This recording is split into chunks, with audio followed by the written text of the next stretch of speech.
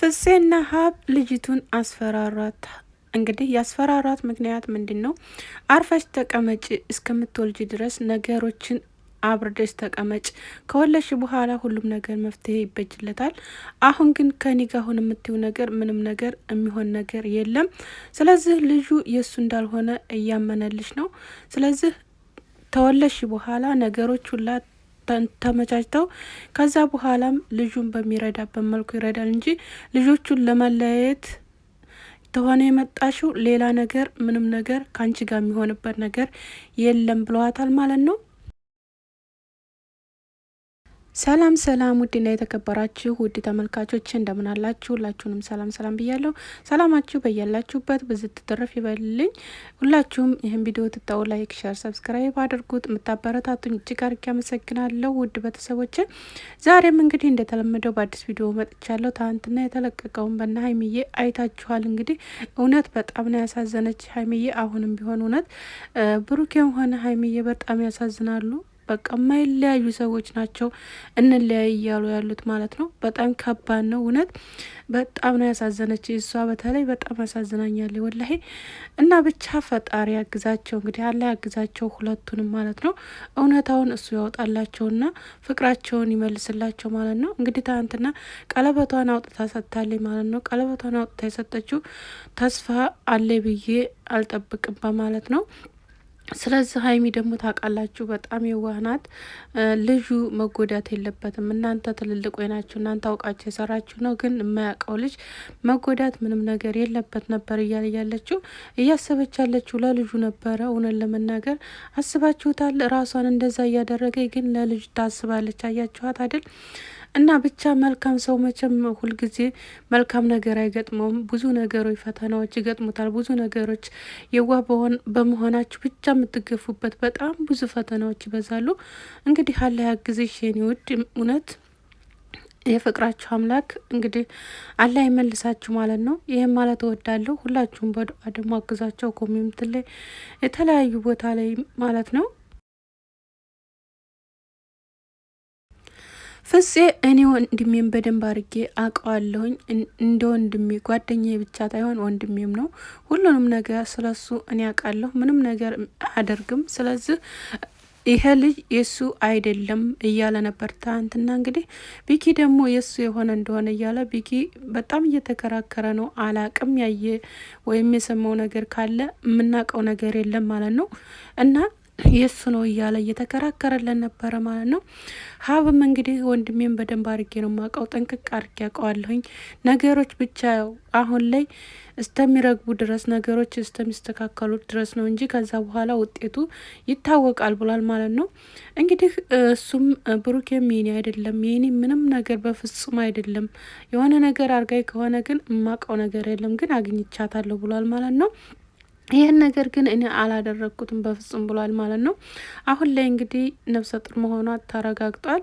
ካሁን በኋላ እንግዲህ የሚጠበቀው እስከምትወልድ ድረስ ነው። ተወለደ በኋላ እንግዲህ ምርመራ አካሂደው ከዛ በኋላ ያለው ነገር ይታወቃል። ግን እሷ አሁን ላይ ብሩኬን እንግዲህ ያለችው እያለችው እኔ ጋር መሆን አለብህ፣ እኔ መንከባከብ አለብህ እስከምወልድ ድረስ ብለዋለች ማለት ነው። ትናንትና እንዳወራው ከሆነ ያን ነገር ደግሞ ብሩኬ ምንም በፍጹም አልቀበለውም። እኔ ከሀይሚ መለየት አልፈልግም፣ ከሀይሚ የመጨረሻ መለየት ምንም ነገር አልፈልግም ብሏል ማለት ነው። ሀይሚ እኔ ማጣት አልፈልግም፣ እሷን አጥቼ መኖር አልፈልግም፣ መኖርም አልችልም ብሏል ማለት ነው። እንግዲህ ትናንትና በጣም ነው የሚያሳዝነው። እውነት ሁላችሁም ዱአ አድርጉልኝ ብሏል። ሁላችሁም ዱአ አድርጉለት። እውነት ፍቅራቸውን አላህ እንዲመልስላቸው፣ እውነቱ እንዲወጣለት ማለት ነው። እውነት የሱ ካልሆነ ከባድ ነው እውነት ለመናገር። አያችሁ የዋህ ሰው እንዴት እንደሚጠመድ ግን እና ለማንኛውም ሁላችሁም ዱአ አድርጉ ለሀይሚዬም ለሱም ማለት ነው። ሀይሚዬ ግን በጣም አሳዝናኛለ። እኔ እንጃ እውነት ትቋቋማለ ብላችሁ ነው ብሩኬን አታ ምንም አትቋቋሙ። ስለዚህ አሁን ያላቸው አማራጭ ልጁ የሱም ሆነ የሱም አልሆነ ብቻ ከተወለደ በኋላ እንግዲህ ያን ነገር አስተካክለው ልጁ የሱን ከሆነ ማሳደግ ነው። እነሱ ግን ህይወታቸውን መምራት ነው። እሷ የፈለገችበት መሆን ትችላለች ማለት ነው። እና ግዴታ አርግዛለች እና ከእሷ ጋር ሆነ የሚለው ማንም ሰው የለም፣ የሚለው ህግ የለም፣ ምንም ነገር የሚለው ሰው የለም ማለት ልጅህን ነው የሚባለው። ልጁን ማሳደግ ነው፣ ሌላ ነገር ምንም ነገር የለም። እና ስለዚህ እነሱ ግን ባይለያዩ ደስተኛ ነኝ እኔ ሆነን ለመናገር ማለት ነው። ሁላችሁም በዱአችሁ አግዟቸው በየእምነታችሁ ማለት ነው።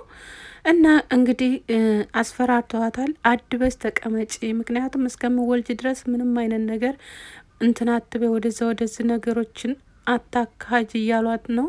አስፈራርተዋታል። እንግዲህ እዩ ደግሞ አላርፍም ብላለች ማለት ነው። ካሁን በኋላ አላርፍም፣ ምክንያቱም ሁሉም ነገር ሶሻል ሚዲያ ላይ ወጥቷል። የማርፍበት መንገድ ምንም ነገር የለ። እስከ ዛሬ ታግሻ አርፌ ተቀምጫለሁ 6 ወር ሙሉ። ካሁን በኋላ ግን አልታገዝም፣ ዝም ብዬም አልቀመጥም እያለች ነው።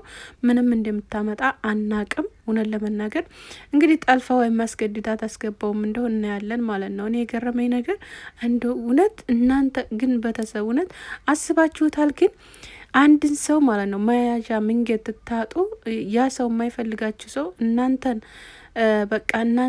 ለማጥመት ትሞክሩ። ግን አረ ሴቶቹን ለመናገር እኔ ለራሴ ሴት ነኝ፣ ግን እንዴት እንደሚጠመድላቸው እኮ እኔ እንጃ። በጣም ከባድ ነው እውነት ለመናገር ማለት ነው። እና አንድ ሰው ማለት ነው ተንቀሳቅሶ ጥሩ ደረጃ ጥሩ ነገሮችን እያመጣት ይኖር፣ ወዳጁም ብዙ ነው፣ ጥላቱም ብዙ ነው። እና ብቻ ለማንኛውም ለበጎ ነው። እኔ በጣም ነው ያሳዘኑኝ ትናንትና፣ በተለይ በጣም ነው ያሳዘኑኝ እውነት። ሁለቱም ያሳዝናሉ። በተለይ ደግሞ ሀይሚዬ በጣም ልቧ ተሰብሯል። በቃ የሆነ ተስፋ ቆረጥ ያደረገ ትመስላለች ማለት ነው። እና ከባድ ነው የምታወዱትን ሰው የእናንተ የሆነውን ሰው በስንት አመት ሙሉ አብራችሁ የኖራችሁትን ሰው ማጣት ማለት ይከብዳል፣ በእንደዚህ አይነት ነገር ማለት ነው። እና በጣም ከባድ ነው እውነት ለመናገር ማለት ነው። እና እሷ ደግሞ እንግዲህ ያው አስባ ያለችው ደግሞ ለልጁ ነው አብዛኛውን ነገር ለልጁ አስባ ነው ያለችው። እኛ ብዙ ተስፋ ነበረን ቤተሰብ ራሱ ፋሚሊያችን በጣም ብዙ ተስፋ ነበር ጥሎብን የነበረው። ግን አሁን ላይ ሁሉም ነገር ተጠናቋል ነው ያለችው። አሁን ላይ ግን ሁሉም ነገር አብቅቷል። ብሩኬ የኔ አይደለህም፣ አንተ ሄደሃል፣ ከኔ ውጭ ሆነሃል። ስለዚህ ካሁን በኋላ የምገናኝበትን መንገድ በምን እንደሆነ ብቻ አላቅም እያለች ነበረ። ብሩኬ ደግሞ እኔ አንቺ ጋር ነኝ፣ እኔ የትም አልሄድም ብሏል። እንግዲህ ፈጣሪ ያግዛችሁ አንድም ጋር ለመሆን።